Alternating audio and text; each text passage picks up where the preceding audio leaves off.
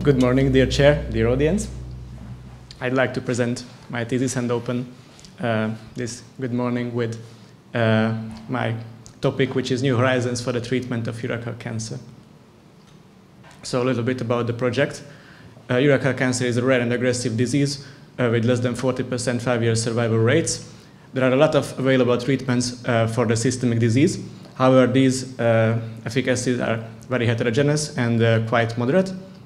Our systematic review and meta-analysis found that the combination of fluorouracil and cisplatin yields the highest objective response rate at 40% and the highest disease control rate at 80%, and therefore should be considered as the first-line treatment in a clinical setting. As for research, it's really important to report any case of urachal carcinoma treatment, and this should be supported by centralized registries and mandatory case reporting protocols. In a policy-making setting, we also found that the targeted off-label treatments are non-inferior to chemotherapies and therefore should be allowed in the case of urachal carcinoma. My name is Dániel Bacsó. I'm finishing my final year as a medical student. I will be a medical doctor next year, and I'm also finishing my first year as an MD PhD student. We are working at the Department of Urology, Semmelweis University, with my supervisor Tibor Szarvas, my SMS and methodology experts Isabel and Mahmoud, and our vision was to innovate treatment options for urachal cancer, and the mission to get there is to give a comprehensive overview of urachal cancer treatment experiences. We set out two specific goals. First was comparing the efficacy of different systemic therapies for urachal cancer, and the second was to investigate safety and efficacy of high-pack treatment, which is surgery combined with chemotherapy for urachal cancer. So I would like to start with our first project. So as I mentioned, urachal cancer is a rare and aggressive disease. It accounts for less than 1% of all bladder cancers, and the survival is quite low. As you can see, for advanced cases, even more than earlier stages, which means in 5 years it's 38% for regression-free survival and 28% for overall survival. Surgery is the gold standard in earlier stages. However, there is no guideline for the systemic treatments. The most frequently used drugs are fluorouracil and cisplatin. We would have liked to report our findings in the outcome of radiographic response, which is a scoring system based on radiographic imaging after a said systemic treatment has been given. Our aim was to compare the efficacy of different treatment strategies to find the best alternative for the highest patient survival. We framed our question in a PICO framework, meaning we investigated patients with urachal cancer and compared the systemic treatments with each other, looked at radiographic response and overall survival as the outcomes. Our hypothesis was that the systemic treatments vary in efficacy. A clinical and research implication was to give the optimal treatment to patients with urachal carcinoma. Here you can see our search. It was done in November in 3 databases, and from 3,000 hits, we got 75 full text in the end. I'd like to show you some results. This is a summary plot of overall response rates that summarizes our 4S plot findings. On the left, you can see the 4 main groups, subgroups that we divided our patients into, meaning all patients first line and then case reports excluded and included for both. And under those, you can see the different treatment categories that we divided them into, being targeted treatments, platinum, fluorouracil, and platinum and fluorouracil combination as well. It is a really important outcome because it is addressed immediately after treatment has been done, and therefore can be compared with each other and isn't influenced by other factors.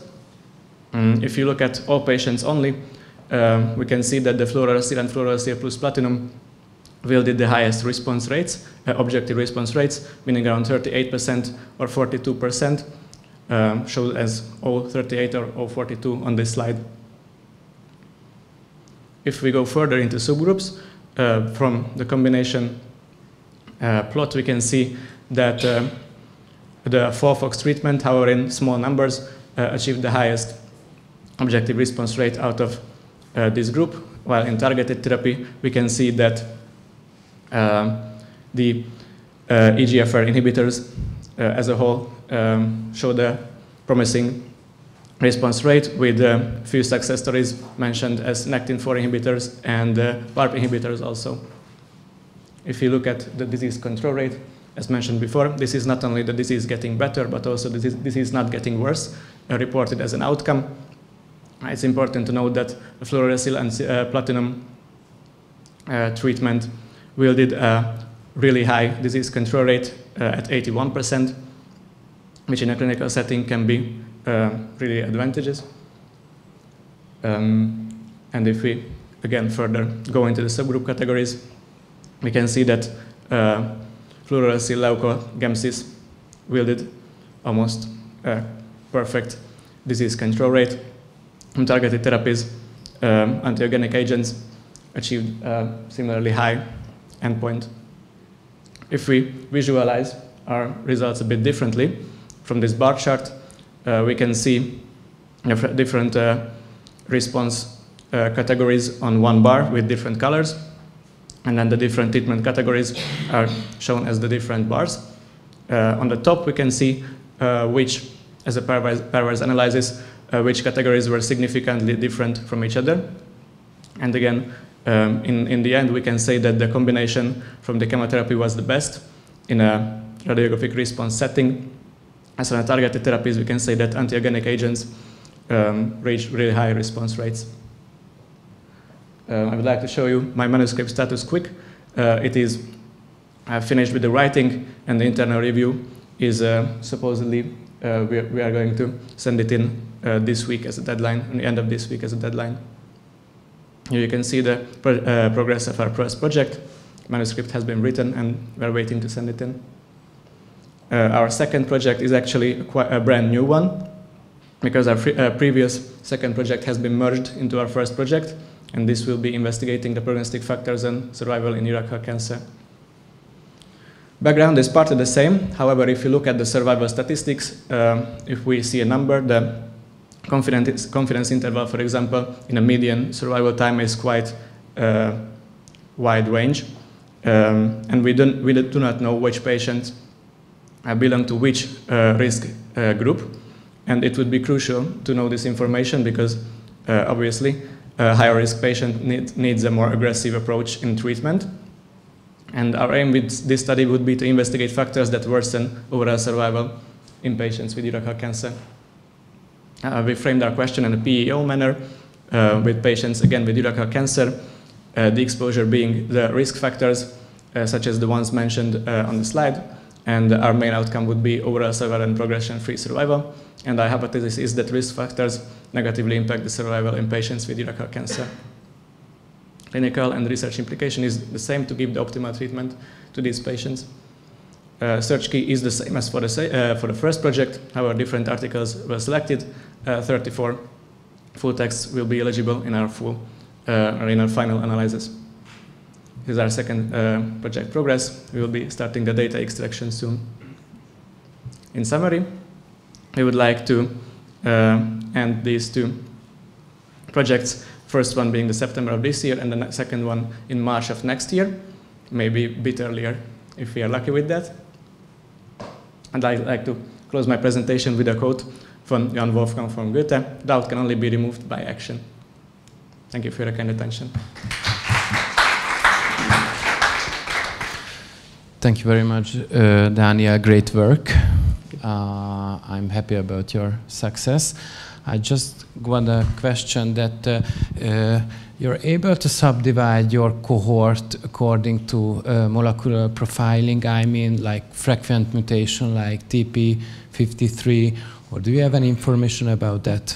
Because molecular profiling in your field is getting more and more attention.